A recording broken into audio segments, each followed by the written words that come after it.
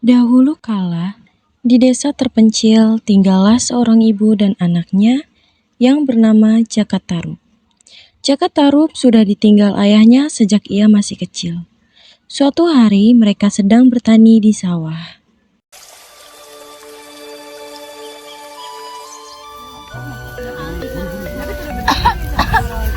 Ibu kenapa? Ibu tidak apa-apa, Nak. Ibu hanya batuk biasa saja. Ya sudah bu, biar Jaka saja yang mengerjakannya. Apa, Nak? Ibu masih kuat. Biar Jaka saja bu yang mengerjakannya. Ibu istirahat saja di rumah. Ibu bangga memiliki anak sepertimu, Nak. Hari sudah semakin petang. Sesampainya di rumah, mereka makan malam dan berbincang-bincang.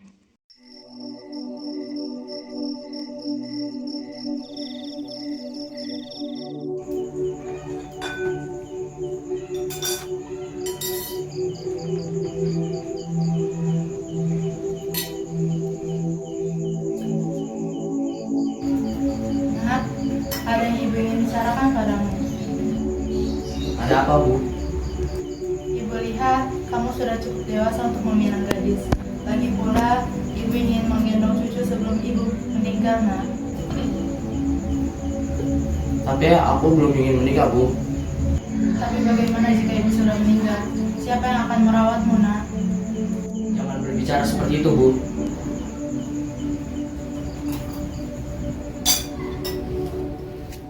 Keesokan harinya,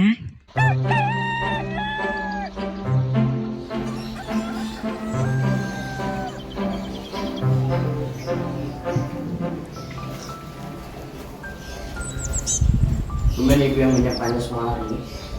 Ibu hanya tidak ingin kamu kelaparan di ladang, Nak. Terima kasih bu. Sama-sama. Tapi Ibu rasa Ibu tidak bisa ikut ke ladang. Ibu merasa hari ini sangat lelah. Ya sudah biar Jaka saja bu. Ibu istirahat di rumah ya. Baiklah, Nak. Hati-hati di jalan. Sudah bu, Jaka pergi bu. Jaka pun menuju sawahnya untuk bertani. Walaupun hanya pergi bekerja sendirian, ia tetap semangat demi ibunya yang sedang lemah di rumah. Hari sudah semakin petang. Saatnya Jaka Tarub pergi ke rumah membawa hasil panennya.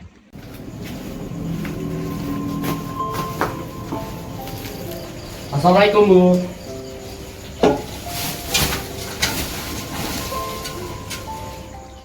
Tak lama kemudian, Jaka Tarub menemukan ibunya tergeletak di lantai. Bu, ibu kemana ya? Ibu? Ibu? Ibu kenapa bu? Jangan tinggalkan Jaka bu. Bu. Jaka Tarub menyesali perbuatannya yang telah membiarkan ibunya yang lemah di rumah sendirian. Ia kemudian menyendiri dan terlihat selalu murung. Suatu hari, Jaka Tarub pergi ke hutan untuk menghilangkan beban pikirannya. Di kahyangan, terlihat beberapa bidadari menghampiri raja dan ratu. Mereka menemui orang tuanya untuk meminta izin pergi ke bumi. Ayah, ibu, kami izin untuk pergi ke bumi. Kami ingin berendam di sungai yang ada di bumi. Tidak boleh. Di bumi itu berbahaya untuk kalian semua putri-putriku. Tapi ayah, kami rindu untuk bermain di bumi. Iya ayah, aku ingin bermain di bumi. Kalian sangat keras kepala. Apa suamiku, biarkan mereka bermain sebentar di bumi. Nang Putih, Ada apa ayah? kamu sebagai kakak tertua, kamu harus menjaga adik-adikmu. Baik ayah, Segeralah kembali ke istana di saat trompet berbunyi. baik ayah. Suatu ketika Jaka Tarub sedang di hutan untuk menghilangkan kepenatan sambil berburu makan siang. Tanpa disengaja, Jaka Tarub mendengar sayup-sayup suara wanita yang sedang bercanda. Sepertinya aku mendengar suara tanda wanita di sana. Mungkin salah satunya akan menjadi istriku.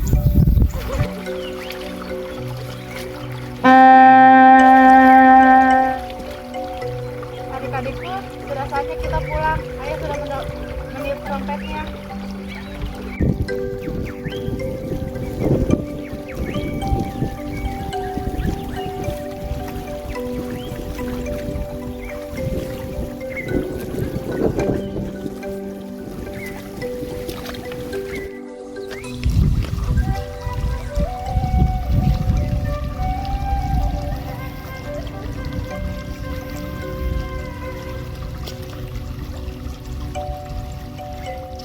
Tapi kak, selendangku hilang. Aku tidak bisa pulang tanpa selendang itu. Padahal tadi selendang Nawang Wulan ada di sebelah selendangku. Kok bisa hilang? Aku sudah coba mencari selendang ulang, tapi tak kunjung kutemukan. Iya, aku juga sudah mencoba mencarinya. Apa yang kita harus lakukan, Mbak? Tapi kita tidak bisa terus-terusan berada di bumi. Ayah pasti sudah mencari kita dari tadi. Lebih baik kamu tinggal di sini saja, Wulan, sampai selendangmu ketemu. Tapi bagaimana denganku kak? Kami tidak bisa berbuat apa-apa, Wulan. Jaga dirimu baik-baik. Selamat tinggal adik Wulan. Kak!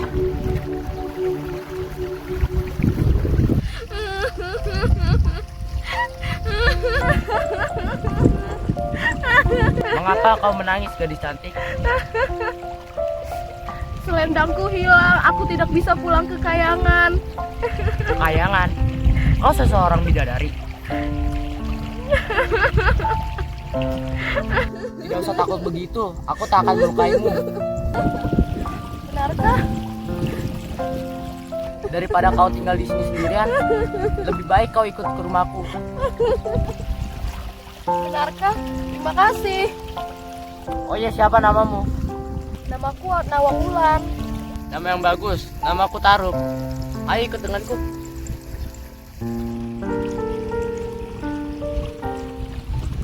Dengan senangnya Nawang Wulan mengikuti Jaka Tarub menuju rumah Jaka Tarub. Ia menerima ajakan Jaka Tarub karena tidak tahu harus berbuat apa lagi. Kakak-kakak dari Nawang Wulan merasa takut untuk menghadapi ayah mereka.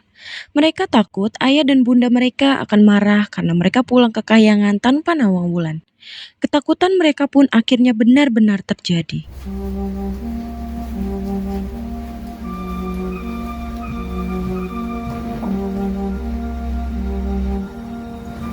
Kemana adik kalian Nawang Wulan?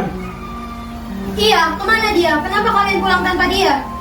Maafkan kami, Ayah, Ibu. Nawang Wulan tidak bisa kembali ke kayangan karena selendangnya hilang. Padahal kita sudah mencari selendang Nawang Wulan kemana-mana, namun tidak kunjung ditemukan.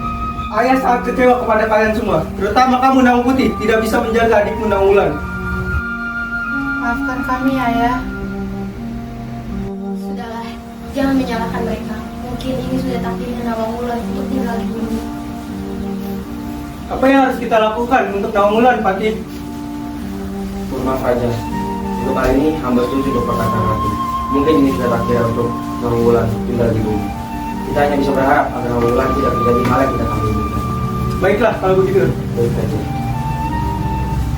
Hari demi hari, antara Jaka Tarub dan Nawang Wulan pun telah berlalu. Mereka semakin menyatu dan saling mengenal satu sama lain. Akhirnya mereka memutuskan untuk menikah. Tapi ada beberapa pihak yang tidak suka dengan pernikahan mereka. Orang itu adalah Laras dan Arya. Mereka berdua pun berencana untuk menghancurkan pernikahan Nawang Wulan dan Jaka Tarub. Aku benci dengan pernikahan mereka. Aku pun memiliki yang sama sepertimu. Kita harus menghancurkan pernikahan mereka. Tapi bagaimana caranya? Kamu harus membantuku untuk mendapatkan Jakarta. Baiklah, kalau itu rencanamu. Tapi apa imbalannya denganku? Dengan imbalannya, kamu akan mendapatkan Wulan dengan bantuan. Baik. Mereka berdua pun terus berusaha untuk menghancurkan pernikahan Nawang Wulan dan Jaka Tarub. Namun, akhirnya usaha mereka gagal. Setelah pernikahan mereka berdua sudah cukup lama, mereka dikaruniai anak kembar yang bernama Jaka Amir dan Jaka Tengil.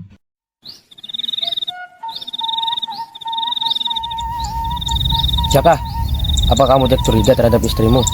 Apa maksudmu? Bukankah selama ini kamu dilarang untuk membuka bakul nasi yang digunakan untuk masak? Apa kamu tidak curiga? Iya, memang apa masalahnya? Apakah kamu tidak merasa curiga dengan beras yang ada di lumbungmu? Seperti tidak pernah digunakan. Jaka nggak pernah curiga terhadap istrinya teman-teman, karena dia sudah terlalu sayang terhadap istrinya.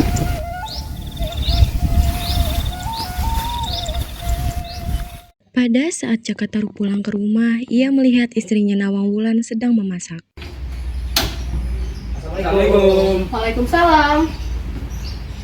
Rupanya kau sudah pulang. Iya, memangnya ada apa? Bolehkah aku minta tolong untuk menjaga nasi itu? Emangnya Dina mau kemana? Aku ingin mencuci pakaian di sungai. Baiklah, Dina. Tapi ingat, aku tidak boleh membuka tatak nasi tersebut. Akang harus ingat dengan janji Akang. Akang akan menepati janji Akang.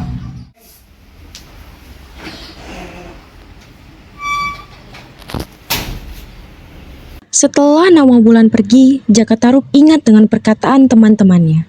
Karena hatinya dipenuhi dengan rasa penasaran, Jaka Tarub pun membuka tutup kukusan yang ada di depannya. Ternyata Dinda memasak nasi dengan setangkai padi. Pantas saja di lumbung masih banyak padi yang tersisa. Nawangwulan tiba-tiba datang sepulang dari mencuci pakaian di sungai. Hah? Sedang apa kau Akang? Akang harus pergi ke ladang. Ada pekerjaan di sana.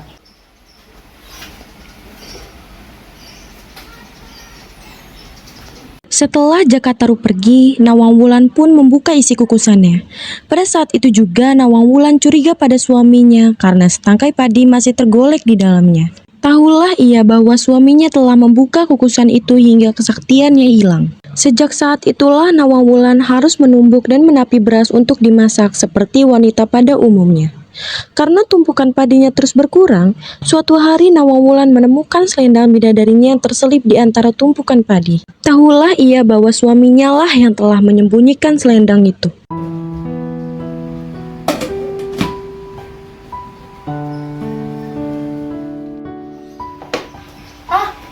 Ternyata selama ini Akang menyembunyikan selendangku.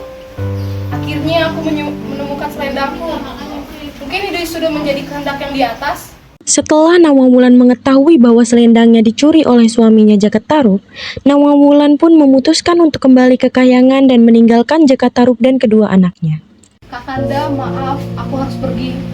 Tapi bagaimana dengan mereka berdua? Jaga kedua anak kita, Kang. Aku tidak akan mungkin bisa menjaga mereka berdua sendirian. Aku percaya Kakang bisa menjaga kedua anak kita. Tapi Bu, kami ingin tetap bersama Ibu di sini. Kalian tidak akan sendiri. Ada ayah kalian di sini. Tapi Bu, kami ingin tetap bersama Ibu di sini. Iya Bu. Apakah Dinda tega meninggalkan mereka berdua seorang diri? Tapi tempatku bukan di sini. Tempatku di Kayangan, Akang. Akhirnya dengan penuh rasa keterpaksaan, Jaka Tarub dan kedua anaknya mengikhlaskan kepergian Nawangwulan. Bahkan mereka mengantarkan kepergian Nawangwulan. Ibu tidak akan meninggalkan kalian. Ibu akan mengawasi kalian dari Kayangan. Ada Dinda. Ibu.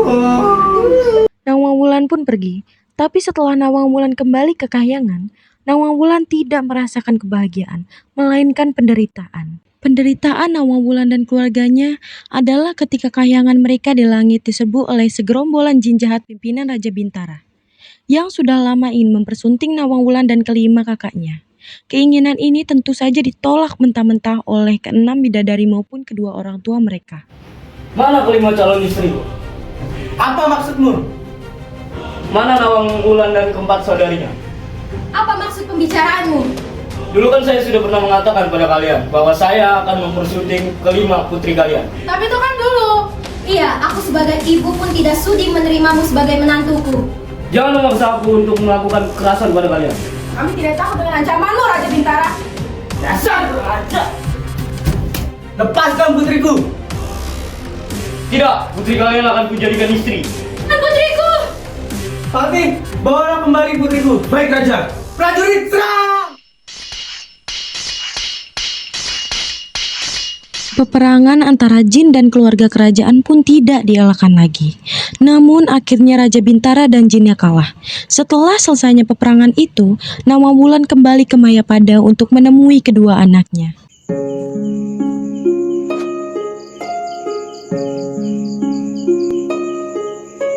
Ibu! Iya, anakku. Ibu, apakah ibu akan kembali lagi? Tidak, anakku. Kenapa, Bu? Karena tempatku bukan di sini, Nak. Apakah Dinda akan kembali ke Kayangan lagi? Iya, Kang. Lalu bagaimana jika kami merindukanmu? Kenallah aku ketika kalian melihat bulan, maka aku akan menghibur kalian dari atas sana.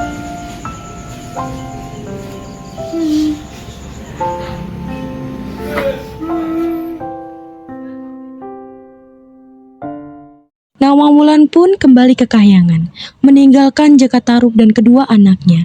Sejak saat itu, Jaka Tarub dan kedua anaknya selalu menatap Rembulan di malam hari untuk mengenang Nawang Wulan.